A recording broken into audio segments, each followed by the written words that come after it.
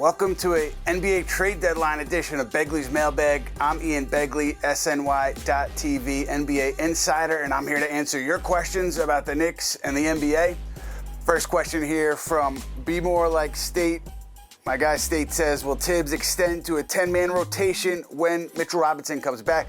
If Mitchell Robinson comes back, I would expect him to stay at 9, only because, Tibbs, maybe he's done 10 men a lot in the past, but I haven't seen it here in New York, so I just would assume he'd stick with 9, and then, who's the odd man out?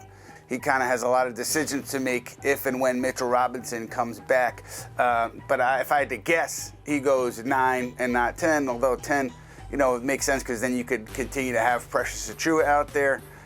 Very good switch defender with Robinson if they played together.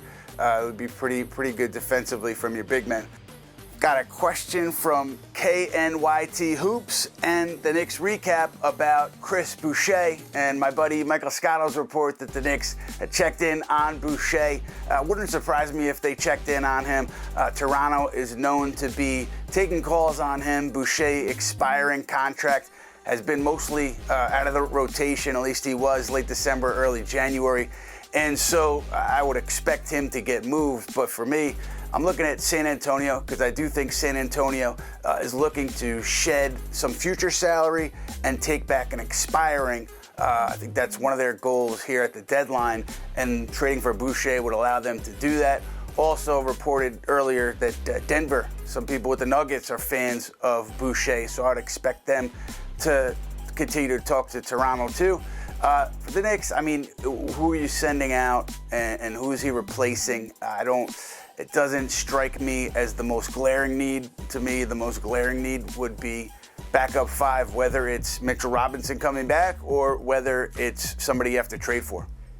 Next, we have questions from The Cooler and Joseph Cooper about Jimmy Butler and the Knicks, wondering if it's at all possible that the Knicks would get in on the Jimmy Butler sweepstakes. I'm told no, it's not a possibility. That shouldn't surprise anyone given where the Knicks roster is. I don't think it's been a consideration. I think over the summer when the Knicks were talking about moving Julius Randle to teams, they did talk to Miami.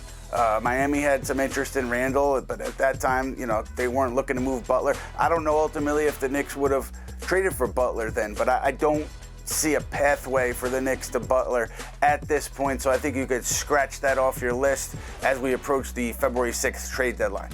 Speaking of Randle and Miami, PDOT official had a question. He said, Pat Riley and Julius Randle, ? LMAO, yeah, right. That was, I think, in response to my report about the Heat having interest in Randle. They certainly did over the summer.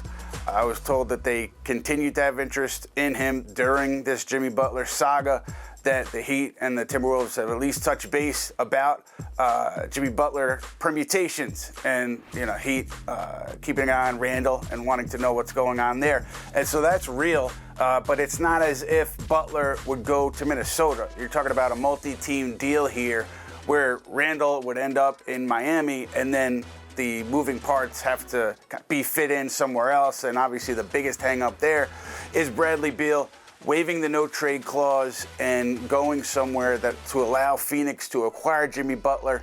No indication that he would do that as of yet. That is the big hurdle here on that Butler trade. And until Beal decides if and where he'd waive that no-trade clause to go, there's really not much to talk about with the Suns and Butler. Maybe he ends up somewhere else, though. Query here from Terry 2 times, and I really hope that's a play on Jimmy 2 times from Goodfellas. Maybe it is, maybe it isn't, but Terry wants to know, when Mitch returns, do you see him playing alongside Cat with the starters, or does he run with the bench? If and when Mitchell Robinson returns, I'm assuming that he's coming in off the bench, but I don't think that means that the Knicks are averse to playing Karl-Anthony Towns and Mitchell Robinson together.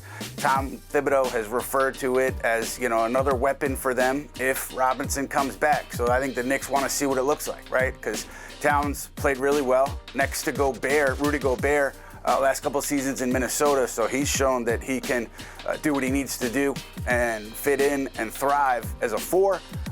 So Robinson and Cat, I do think that's something that they want to take a look at, see how it looks, but I don't think Robinson would come in and start at center right away. Got another one on Mitch from Nile Girl. Nile Girl wants to know, is it possible to put an end to the trade rumors involving Mitch? No, it is not possible until we see Mitchell Robinson back on the floor or at least cleared for practice. I just think everything until then is up in the air, and maybe even after then. But the big question mark, right, is Robinson healthy? And for the Knicks, can you count on him to remain healthy in such a pivotal position, in a pivotal season here for them?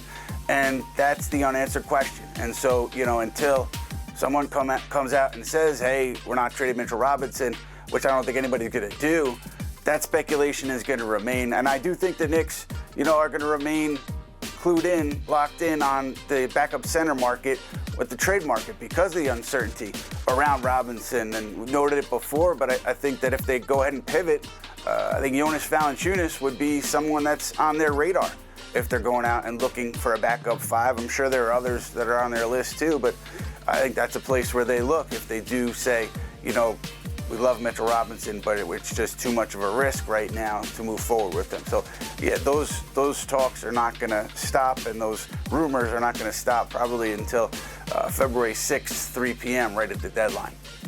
Questions from Clutch Mr. 88 and David Festinger. Does it look like the Knicks make a trade before the deadline? I think that's what both of you wanted to know. I'm saying yes, and I'm saying yes because I do think Jericho Sims gets moved. I don't know, what his market is. I'm not sure which teams have had interest, although we noted a few weeks back that, some people with the Rockets like Sims, so maybe there's something there. But I do think that's a move that's really likely to happen. And beyond that, it starts with Mitchell Robinson.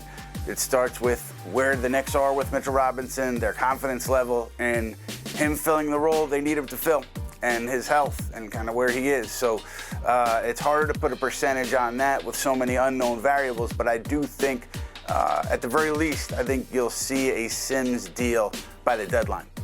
EZ'd Up asked on Twitter about the Nets and De'Aaron Fox. He was replying to me about my Nets report. He said, why would they trade for him this offseason, just traded for their pick back in 2026, when they can just get him next year in free agency? Like the Jimmy Butler reported interest, I don't believe any of it. I didn't report that the Nets were interested in Butler. I'm not sure where you're referring to on that one, but Fox absolutely is considered a trade target for the Nets. I doubt it would happen before the deadline because they have obviously plans to pick high in this coming NBA draft. But if Sacramento does not deal Fox by the deadline and they revisit talks in the offseason, I would expect Nets to be aggressive there. And you ask why? Well, you've accumulated all these draft picks and this draft capital to acquire a player like Fox, a player who is still very much in his prime, one of the top players at his position in the league. And I don't think the Nets necessarily are waiting 2-3 years from now to get a player like that. I think they really, if they have the chance, they will be aggressive on Fox. And my buddy Brian Lewis from the New York Post reported that the Nets' ultimate goal is Giannis Antetokounmpo, and I can confirm that's where they're looking ultimately. But obviously with Giannis, he's under contract, and the Nets certainly are not the only team continuing to pay attention to the goings-on in Milwaukee with an eye on potentially going after Giannis if things go sideways and he looks to move on. So yeah, the Nets would not be alone there. So a lot of interesting storylines, interesting decisions to make in Brooklyn as they move forward.